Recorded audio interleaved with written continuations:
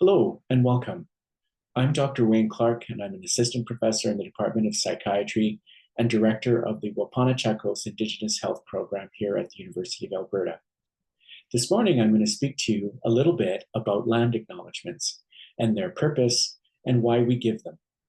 Land acknowledgements have been provided by universities in the last 5 or 6 years to recognize and honor Indigenous peoples who have historically lived and cared for the land in Canada. These acknowledgements help toward addressing the harms of colonization and raising awareness about Indigenous histories and rights and promoting reconciliation efforts. You will have an opportunity to learn about the Truth and Reconciliation Commission of Canada calls to action and how they impact medical education and how we implement these inside the university. Land acknowledgements also are ways to encourage reflection on institutional and personal roles in supporting Indigenous sovereignty and fostering inclusion in their practices. This is particularly important for a medical student who will one day serve Indigenous patients.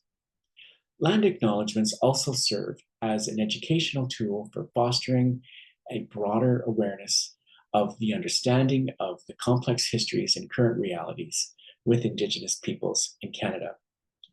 By regularly conducting these acknowledgements, institutions can encourage their members to reflect on the ongoing impacts of colonization, including land dispossession and cultural erasure.